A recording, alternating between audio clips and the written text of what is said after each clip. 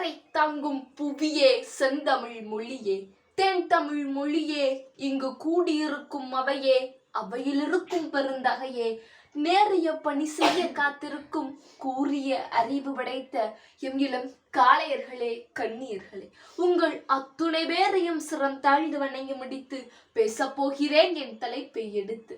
நான் இன்று எடுத்துக்கொண்ட தலைப்பு நீர் மற்றும் சுற்றுச்சூழல் பாதுகாப்பில் என்னுடைய நவீன சிந்தனைகள். இயற்கையின் தலையில் நாம் சுத்தியலால் அடிக்கிறோம், பின்பது எப்படி நகர்கிறது என்று வேடிக்கை பார்க்கிறோம் என்கிறார் ஆங்கில அறிவியல் அறிஞர் ஒருவர். வீடும் நாடும் நமது இரு கண்கள். வீடானாலும் சரி, நாடானாலும் சரி, அதை சுத்தமாய் வைத்திருப்பது நம் கடமை. தூய்மை என்பது நமது சுய நடவடிக்கைகளிலிருந்து வருவது. இதைத்தான் நம் முன்னோர்கள் கூழானாலும் குளித்து குடி, கந்தையானாலும் கசக்கி கட்டு என்று கூறியுள்ளனர். காற்று மாசுபாடு, நீர் மாசுபாடு, ஒளி மாசுபாடு என நமது சுற்றுப்புறம் அநேக மாசுபாடுகளால் சீரழிந்து வருகிறது. இளைஞர்களாகிய நாம் இதை எப்படி தடுத்து நிறுத்த முடியும்? கண்டிப்பாக முடியும். நம்மால் மட்டுமே விடியும். சின்னஞ்சிறு செல்லா சிகரெட்டு பிடிக்குது, சித்தப்ப மார்க்கிட்ட தீப்பெட்டி கேட்குது எனும் நாட்டுப்புற பாடல் கூறுவது போல் மோசமான இளைஞனாக இல்லாமல் நாட்டை காக்கும் இளைஞனாக இருக்க வேண்டும். பூமிக்கு மேலே நீரை தேங்க விட்டு நோய்களை பரப்பாமல் பூமிக்கு கீழே நீரை சேமிக்க முயற்சி செய்ய வேண்டும். உண்மையில் ஒரு மனிதனை சுற்றி சுற்றுச்சூழல் எப்படி இருக்க வேண்டும் தெரியுமா? இதோ பாரதி அழகாக எடுத்துரைக்கிறார்.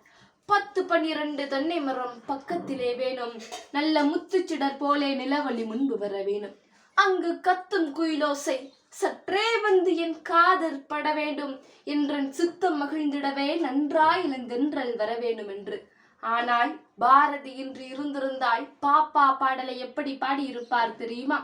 பல லட்சம் வாகனங்கள் புகையை தள்ளுகிறது பாப்பா, நல்ல முத்துச்சுடர் போல நெகிழி பைகள் பளபளப்பாய் இருக்கிறது பாப்பா, அவை பூமிக்கு மேலே நின்று மழை நீரை உள்ளே விடாமல் தடுக்கிறது பாப்பா, பல 1000 ஆண்டுகள் மக்காமல் நம் தலைமுறையை கெடுக்கிறது பாப்பா, சாலை ஓரத்தில் மக்கள் துப்பும் எச்சியெல்லாம் நல்ல நோய்களை தருகிறது பாப்பா, இவற்றையெல்லாம் சகித்து கொண்டே நாமும் பழகிவிட்டோம் பாப்பா என்று மனம் நொந்து பாடியிருப்பார்.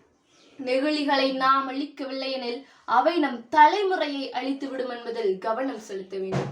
நாம் அனைவரும் மெல்லிய நூல் இழைகளால் இணைக்கப்பட்டிருக்கிறோம். உன்னை துன்புறுத்தினால் அது என்னை துன்புறுத்தும் என்பதை நாம் அனைவரும் உணர்ந்து கொள்ள வேண்டும். அதற்கேற்றபடி சுற்றுச்சூழலை பராமரிக்க வேண்டும் என்று கூறி, சுட்டாலும் சங்கு வெண்மை தரும், மிதித்தாலும் பூமி தாங்கி நிற்கும், சபித்தாலும் வானம் மலை கொடுக்கும், வெற்றி கிடைத்தால் அடக்கம் எழுந்து நிற்கும், தோல்வி கிடைத்தாலும் என் பயணம் தொடர்ந்து நிற்கும், பேச்சின் முடிவில் வணங்குவது என் வழக்கம். வாய்ப்பளித்த அனைவருக்கும் நன்றி, வணக்கம்.